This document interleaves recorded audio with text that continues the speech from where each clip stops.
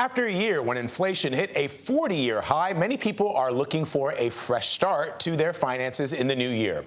More than a third of Americans say they are in worse financial position than last year, but many expect things to get better. CBS News business analyst Jill Schlesinger is here to help set your plans for 2023. Jill, good morning. Good morning. All right, so let's talk about inflation. That's the big story. It has been the big story all year round.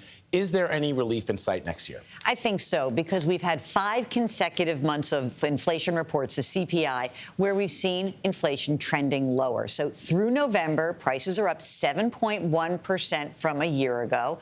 That's down from a 9.1% reading in June. And we should see continued progress on the inflation front. That is the good news. Though, I will just say, 7.1% is still a high inflation rate. Yeah, 7.1 is still high, and that has had an impact on retirement plans. So what do people who are getting close to retirement or who are retired, what do they need to be thinking about? Well, it's an interesting thing, because when you look at retirement plans and the money you put in, we know that as people get older, their kids age, they can put more money away. They just have more savings and ability to save.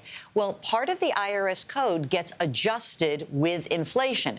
So if you look at 2023, you can put a lot of money away. So right now, 401k, 403b, you can put in $20,500 in the year 2022, but in 23, it goes up to $22,500. That's the amount. And if you're over the age of 50, you can make a catch-up contribution of $7,500. Now, if you don't have a workplace plan, you use an IRA, you can put up to $6,500 and $1,000 extra if you're over the age of 50. And again, usually as people get older, some of their cash flow does loosen up and they can put more money away. So let's talk about putting money away. Everyone at the start of the year, as you know, says, this is the year I buckle down. I'm going to start a savings plan, or I'm going to start putting money away for retirement or for a kid's education.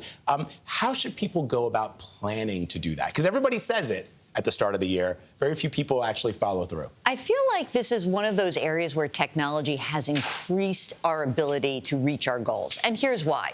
You can lay out that goal, I want to do better, but you can actually automate so much of your savings. And I think the most important thing is to track your finances. There's tons of online resources. There's tons of apps that allow you to do that. You see how much money you have available to put away. Then automatically put money in savings. I like to call it the big 3. Number 1, have an emergency reserve fund with 6 to 12 months of your living expenses set aside. Number 2, you pay down high-interest debt to the best of your ability. And I know that that's really hard for a lot of people, but tackle it and it will get done. Number 3, you put as much money as you possibly can into a retirement plan. If you can get those big 3 accomplished and automate them as much as possible, you'll be far better off. All right, you heard it here first, America. Let me ask you about investors. 2022 was a rough year. Market was extremely volatile. Fundamentals are strong. The economy seems to be getting stronger.